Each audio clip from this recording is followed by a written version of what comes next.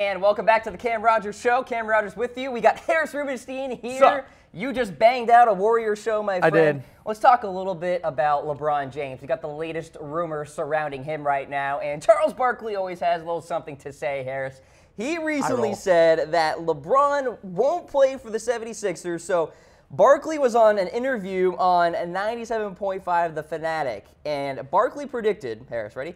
There was a 0% chance James would sign with the 76ers during the offseason. Quote, LeBron won't fit with the Sixers because he'd take the ball out of Ben Simmons' hands. Well, like I said this yesterday on NBA Weekly, by the way, 2 times a week now, Tuesday and Thursday mornings, to go along with the Cam Rogers Show on Monday, Wednesdays, and Fridays. But look, LeBron to the Sixers has never made sense. It's all about leaving a legacy for LeBron. And at this point for him, why would he go to the 76ers? He's trying to grow Ben Simmons into the next dominator of the Eastern Conference. It doesn't make a lot of sense for LeBron to go to Philly to help him out or to take away shots from Simmons and kind of just, avert the 76ers direction. I mean, Paul George would be a better fit for the Sixers than LeBron would. He needs the ball in his hand too much. I actually think Barkley is right. I don't think there's any chance that he goes there. I still think it's Cleveland, LA, or Houston, and Houston's as crazy of an option as anything, so it really is just LA or Cleveland. I actually agree with Barkley here.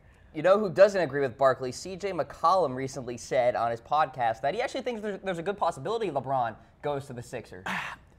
I just don't see why the Sixers would want to do that. Like, I get it, getting LeBron to go with Ben Simmons and Embiid. Like, it sounds fun, but you're in an offense that has based a lot around just transition threes and being able to move the ball and get offense around the transition that you get. Embiid or Simmons, they get rebounds and they push the ball up the court. Embiid is incredible with the ball in his hands, but all of a sudden you get LeBron, and instead of kind of spreading out the floor with shooters, now you have 3 guys whose primary goal is to get to the bucket. LeBron James isn't turning into a jump shooter to help out Ben Simmons. Ben Simmons is going to have to learn a jump shot to help out LeBron James. That's how this works. I just don't see the fit there. I think they'd be better off getting a Paul George. That way they can still have the outside shooting. Their transition offense can stay and even get better. And also I wonder, how much does LeBron help you defensively at this point? I mean, this Sixers team was one of the best defensive teams in basketball this year. And no offense to LeBron, but at his age of 33, going 34 next year, his defense is taking a step back. He just doesn't try as much anymore. He can't. He's going to kill himself. I agree with Barkley here. I think it'd be a bad fit. 0% chance, though. Yeah, I mean, that's pretty stern. Just, if you're the 76ers, this is crazy. I can't believe I'm saying this. Do you really want LeBron James? Do you really want to speed up? Does that throw a wrench into everything? Yes, absolutely, because they've been growing at such a consistent pace. Get a player, wait a year. Get a player, wait a year. Get a player, wait a year. They're going to have another top 10 draft pick this year that they're probably going to put at the 3. Let's say they get like a Kevin Knox or a Mikal Bridges or even a Miles Bridges that you want to put at the 3. Wouldn't you rather start them or give them consistent minutes rather than signing LeBron James, who, mind you, next season is going to play 35 to 40 minutes a game again, and you're not going to let that guy grow into the player he needs to become?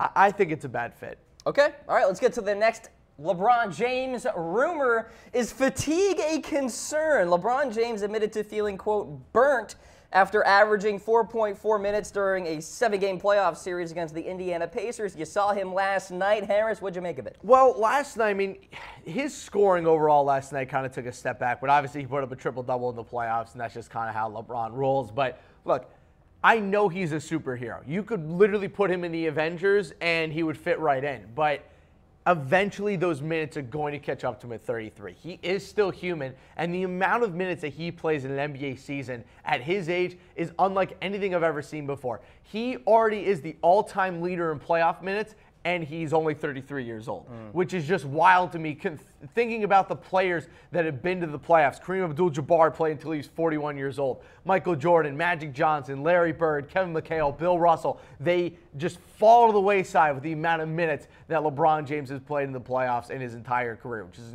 it's just insane. I really think it's going to catch up to him eventually. It didn't last night. Don't even get me started on the Raptors. I can't believe they lost that game last night. I'm so mad. But eventually they're going to catch up to him. The fatigue has to come eventually. He's 33 years old. And look, I'm not an anti-LeBron guy. I'm anti-Cavs. I think the Cavs are the luckiest franchise in the history of sports for being able to get the greatest, possibly the greatest basketball player of all time, just because he grew up in Akron. But the buck has to stop eventually, and I wonder if it's going to happen against the Raptors. All right, let's talk about some business news here. Talking about LeBron James' sneaker. It topped the list, Harris, in sales for 2017, according to research from the NPD Group. How about that? Oh, well, Cam, shocker. You didn't hear the announcement? Oh, I'm actually getting a shoe deal. You're also getting a shoe deal. Lena Bond got a shoe deal, too. My 5-year-old cousin's getting a shoe deal as well. My grandma also got a shoe deal as well. I don't understand why everyone's getting shoe deals. That's why shoe sales are down, because Matthew Dellavedova and the 3rd overall pick from the 2015 NBA draft has a shoe deal. Like, well, so you're saying we're like diffusing too much. You are. The market is so saturated. You can only sell so many shoes, Cam. So many people are going to spend $200 to $300 on a shoe. Like if it's Jordan or LeBron, fine, makes sense. They're going to buy the new edition. But the Kyle Lowry shoe? The Kyle Lowry, John Wall, like the Giannis, like no one's going to buy these shoes. It's no like Kyrie Irving is the number 2 shoe. Duh, it's Kyrie Irving. Kevin Durant is 3. Duh, it's Kevin Durant. But go look at the shoe deals and the shoe sales of these random NBA players. Of course, shoe sales are down. No one has the money to buy this many shoes. They release a new one every 2 days. I can't keep up. Well, you are totally right in terms of the performances of these basketball shoes. The entire performance basketball category has seen sales steadily decline, including a 13.6% drop in the last year. The problem with basketball sales and apparel sales in general, especially with basketball, a lot of basketball fans come from urban areas. And a lot of those urban areas may be a little bit lower on the pay scale. And again, these families cannot spend $150, $200 on these shoes, especially because the fan base is so urban. The NFL has a lot of the Midwest and country parts of America. The urban centers of this country are basketball-based cities. So it's just a lot of these families just can't keep up with the amount of shoes that are coming out. They'll buy their kid a pair of Kyries, and they'll have those shoes for 4 years. They don't need all these shoes. We got a list also of the top performers from 2017. Guess who did not crack the top 5, Harris? Harden. His shoes did not crack the top 5. There's too many shoes. Too many shoes.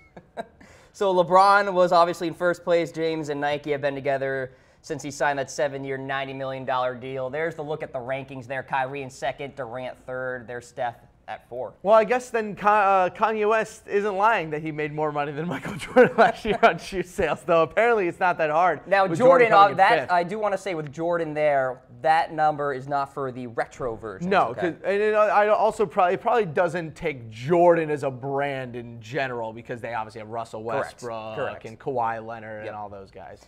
All right, let's get to the next storyline. Back to LeBron and the Sixers. Kevin McHale saying that LeBron would hinder Ben Simmons. Thank you, Kevin McHale. It's exactly what it would do. Why bring in LeBron when you might have the next LeBron already? Let Ben Simmons grow naturally. He's already going to win Rookie of the Year, even though he's not a rookie, but I don't really care too much about that. He's already an incredible passer. He's a great rebounder. He obviously needs to learn a jump shot soon. Now, it's not like imperative for him to learn a jump shot, but he's going to have to eventually. I think LeBron would hinder Ben Simmons in a pretty big way, because all of a sudden you're taking the ball out of his hands more. He's not making every single pass. The offense doesn't run through him anymore. The reason the 76ers were so good this year was because the offense ran through Ben Simmons. Would the 76ers be an incredible basketball team if LeBron ran the offense? Of course. But what is Ben Simmons going to do with LeBron? How does that work on a basketball court? It's just going to be LeBron James giving him bounce passes to throw up layups. We'll get to this in a little bit. I'd obviously rank Ben Simmons as one of the worst possible teammates for LeBron James. I'm talking bottom 10 of NBA stars that would be bad teammates for LeBron. Ben Simmons plus LeBron James is such a repetitive combination. It doesn't work. All right, so there you go. A lot of people are chiming in about LeBron and the 76ers. Let's talk about a little LeBron versus Jordan here. And Steven Jackson says he'd take LeBron over Jordan by far. My argument when it comes to LeBron versus Jordan always comes down to this. What kind of team are you trying to build? Are you trying to build a team around LeBron James where he is the primary guy that you are always going to and you need to surround him with shooters? Or are you taking Jordan or Kobe and you're basically running a whole separate offense around a guy who's a primary jump shooter? These are two very different players. This is why I think it's hard to say that Michael Jordan is better than LeBron or LeBron is better than Michael Jordan. They don't do the same thing on a basketball court. They're completely opposite players. Jordan was a primary jump shooter. LeBron is an all-around player. Jordan is the greatest scorer in NBA history and probably the best shooter, where LeBron James is the best all-around player in NBA history with his ability to rebound, his incredible passing ability, and the early parts of his career, the way that he was able to defend. The LeBron versus Jordan argument for me you just can't make it yet. LeBron is still playing. What happens if in the next 2 years LeBron wins 2 more titles? Then all of a sudden the LeBron versus Jordan argument isn't an argument anymore. Yeah. So the fact that we still have people saying, oh, I take blanky blank over this and that, we can say that Michael Jordan had a better career than Kobe Bryant because Kobe Bryant's career is over and Jordan's numbers were still better. But LeBron, by the end of his career, might lead NBA all-time in assists and points, maybe even rebounds. Which is unbelievable. Which is incredible. Which at that point, I think there's only one answer for who the best player of all time is. So wait on it. I don't like this argument because LeBron is still playing. Michael Jordan at age 33 was on the decline. Like at that point, he wasn't the same player that he was. But LeBron at 33 is maybe putting up the best season of his career. Wait on it. I'm telling you, this argument is so tired. It can't happen yet. Wait until LeBron's career is over. He did say, Jackson did, that Kobe and Jordan are more clutch than LeBron, which is interesting. Which is a whole new can of worms. We covered yesterday on NBA Weekly that the idea that LeBron James is not clutch is a load of crap. So I don't really know where Steven Jackson is getting his arguments, but it's just wrong. LeBron James is incredibly clutch. And fun fact, Kobe Bryant throughout his career in Game 7s shot 39% from the floor. In his career, in Game 7s, 39%. LeBron James in Game 7s in his career, 47%. You tell me who's more or less clutch, because the guy who shoots 37% from the field in fourth quarters in Game 7s, like, that doesn't really sound like a clutch overall player. The only person who's clutch is you for knowing that stat off the top of your head. Nice job. Hit us up. What do you want? Jordan or LeBron if you are a GM of an NBA team? One more thing, and I said this yesterday, and I want to reiterate this. If any single human being comes up to you while having a basketball conversation and says that LeBron James is not clutch, stop talking to that person because they do not know anything about basketball. Move along. Don't talk to them. All right, well, you know, Kyle Lowry recently made noise that he wants to dethrone LeBron. This word, and dethrone. It's even more hilarious now because they just lost last night. It's always the word dethrone, isn't it? I'm going to dethrone LeBron. Or, Quincy knew what the Jets did yesterday. We're going to dethrone the Patriots. You're not dethroning anybody. You're the Raptors. You haven't won anything, and yet they're still complaining about how, oh, we're gonna take down the Cavs this year. Win a game, please, against the Cavs before you start talking trash. Win something. Make it to the Eastern Conference Finals. Beat the Cavs in a playoff series. Stop talking about it. This is the same problem I had with the Wizards. You have the Wizards for 4 years talking trash to the Celtics. Oh, yeah, we're the better team. And they get blown out of the playoffs every year. It's the same thing every single year. You want to know why I like LeBron? Because whenever he talks, he always backs it up. Right. Every single time he backs it up. He's the ultimate exception to being able to say whatever the heck he wants. But Kyle Lowry and this Raptors and the rest of the Eastern Conference teams, this is why the Celtics are getting a lot of fans around the NBA. They don't talk. They play. And the Raptors are just same stuff every year when the playoffs come around. Blah, blah, blah. We're going to beat LeBron this year. And then they lead for the entire game and then lose game 1 in overtime. This is so typical. This is why I choose the Raptors to win, and they make me look stupid every single year.